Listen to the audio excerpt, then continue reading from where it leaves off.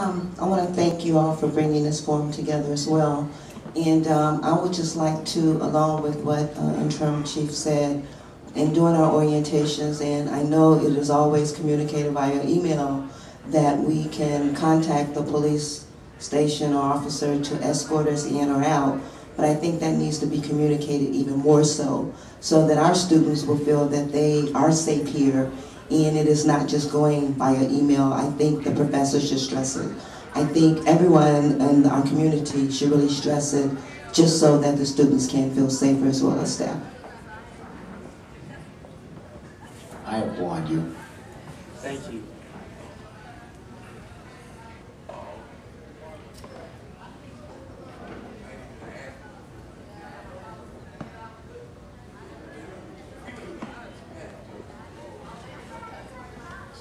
Just because this was brought up, I just want to be clear, I also applaud and like the fact that this is an open campus.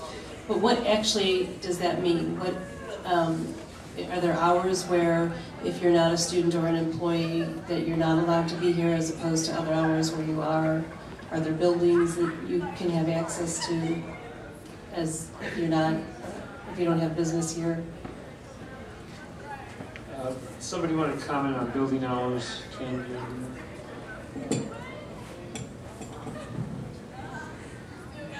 Well, the concept of an open campus would indicate that when the buildings are open, and available, the public areas are available to any of the guests that may come in.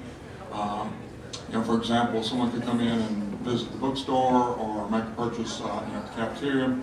They could visit the library, and that would not necessarily give them checkout privileges, but they could use the facilities that are there. Usually the computer labs are restricted, to students. They require a certain identification access, to get into those. As far as just the general enjoyment of the campus, we have a lot of individuals in our neighborhood who like to walk through the campus, enjoy the beauty of the campus and things of that sort, so that's open and available to them. So it's just referring to the public areas of the campus that are open when those buildings are open. And the closing time for the buildings, Leon? Is at a normal time, whatever that is, 11 o'clock. The buildings close at 11. By 11:30, we're doing our first sweep to clear it out for housekeeping. And it's, I think, worth also noting, if people aren't aware of it, that we have housekeeping staff in the buildings really overnight. They work the 11 to 7 shift. Yes, we do, and they have no problem calling us if there's someone in the room. And they're not doing anything wrong. These are students that are, when we get a call from housekeeping to, remove these people because we want to clean, they're not in there doing anything wrong. They're in there working on their schoolwork. They're on the computers. They're doing what they're supposed to be doing. However, it gets to be too late and we have to ask them to leave. Sometimes that's not a fun thing to do. We understand that they're there working, but then they have to also understand housekeeping has their job to do. So generally it works pretty well. I mean, we're nice to them, and they usually do go along with us on that. So yes, housekeeping absolutely is another set of these doors. Yeah. Remember that we have many students who are in home situations where they really can't find quiet places to concentrate. And they find their way to the campus so they can work here in a quiet, concentrating place. And we try and make the campus available for students to do that. We have students living in student housing.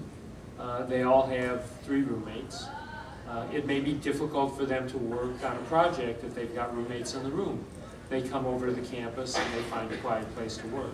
I don't think we want to discourage that. So the question is, how do we manage it? I have a question. The 2911 call, does that go to a dispatcher or directly to the officers?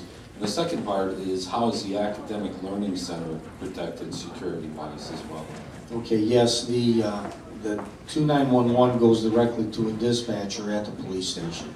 She then in turn calls us, get a 2911 call in the parking garage or wherever, and then we respond. As far as the ALC, they are covered by the Maryville Police Department. I had gone early on in my interim career and went and talked to Joe Petrucci, the chief of Maryville, and asked that they continue to respond if the ALC has a problem, and they have done that. They have responded. They have taken reports out there, and I've worked closely with Dorothy, the person in charge out at the ALC, and we work well together. And anything they need, we'll get through Maryville. But that is a building that we clear at night. We don't, unlike this campus, right? We don't have people studying after hours. That is correct. That building is closed during the evening, yes.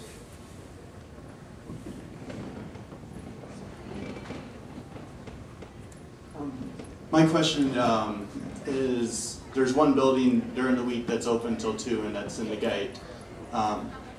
There's a computer lab, and I was wondering, has there been an increase of any problems or calls ever since that's been open? Since that's been open later on, surprisingly, no, there hasn't been. We've had people walk through there. We've got people that are in that area, and no, there's been absolutely no problem with anybody in the guide lab until 2 o'clock. Yeah, and I realize that that lab is manned, so there are people, employees who are there as long as the lab is open. There are computing center staff who are there until it's closed.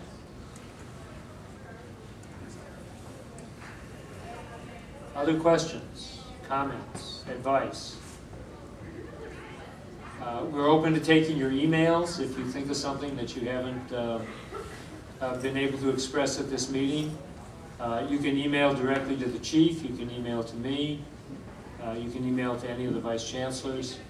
And when we have a meeting to talk about your ideas and to think about what else we might need to do on campus, we will take your ideas into account. Going once? Thank you very much. Oh, you caught me right under the wire there. This is just my own personal opinion, but getting back to the ID badges, I believe that as an employee, we are supposed to wear them visibly. This is my own personal opinion, but I think the students should wear them as well. Like in the case of the housekeeping, they're walking into a room, I mean, they're assuming that it's students at the university working and whatnot, but, maybe it would be a good idea to have the students wear them. And personally, they probably would squawk about it, but I don't see what the problem is for the security and the safety of the campus, and that's probably what we're all aiming for. We will talk that issue through. The problem is if somebody's not wearing the badge, do you presume they're not a student? And then how do you deal with that person, and what kind of fallout does that create when you find out that they are? So, and it's not only the police officers who have to make that decision. It would be housekeeping or non-deputized security. So the question is, what kind of problems do we create by going one way rather than the other? And that's a balancing act, and we will take it into account as we try and recraft or rethink about that policy. Thank you very much for coming today.